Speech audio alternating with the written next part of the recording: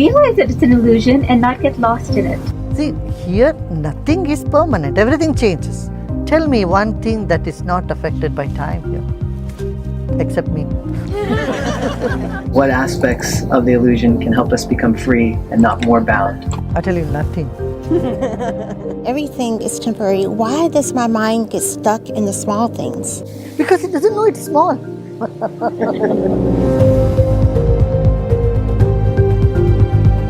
This is very interesting.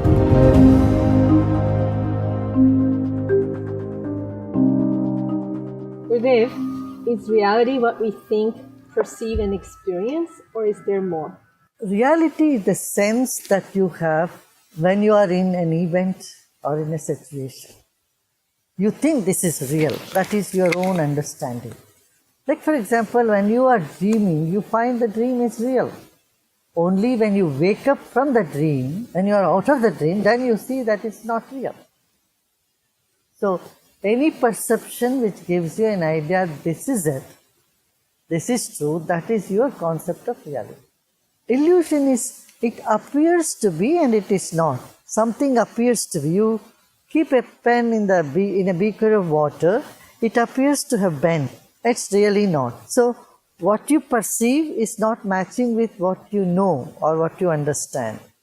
Then that is illusion. Gurudev, you've said that what we perceive is a small percentage of what reality actually is. So how can we gain the ability to perceive reality? And can you share a little bit about the reality you perceive? Science has said this, you see in all science museums, that's what they show you, our band of perception is very tiny.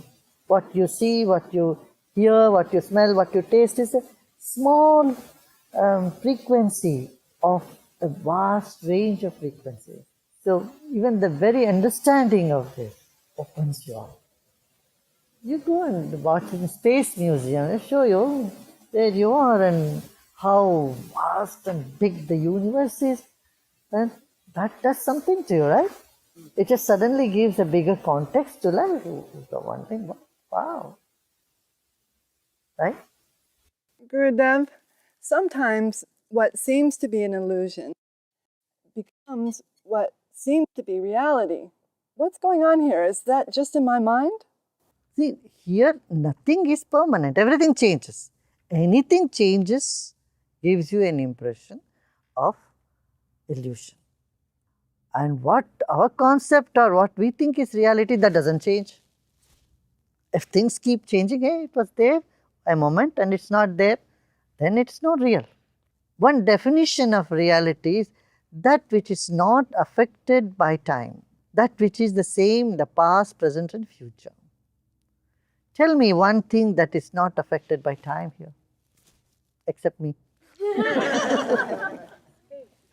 Just that me is not affected by time. Everything else is affected. The body is affected, brain is affected, mind is affected, intellect is affected, ego is affected.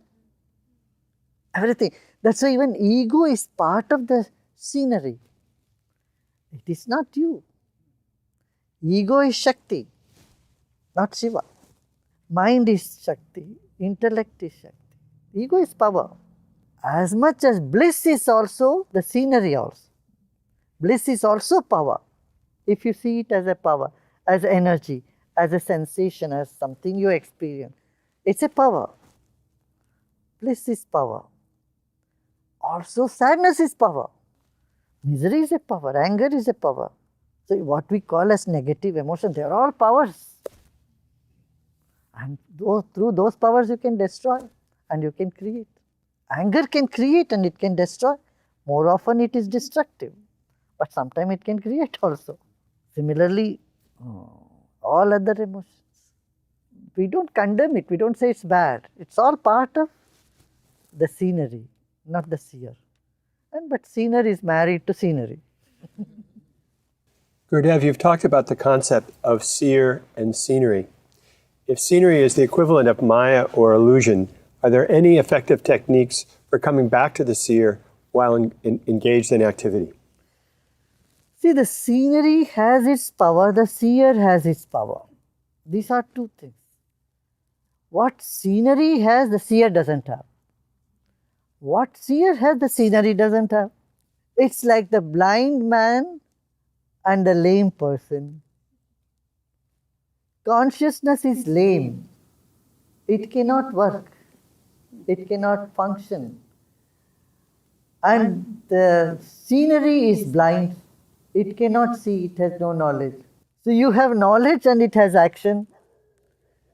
Lame person sitting on the shoulder of a blind man. That is what body-mind combination is. Seer and scenery is. So the man who sees, he says, go this way, and then the person walks. He says, turn left. And because the person is blind, so he does the action. And they both have their powers, and each power is very unique. That is why never blame this elusive world as bad. This is sacred. That's why it said the concert of Vishnu, of the Lord.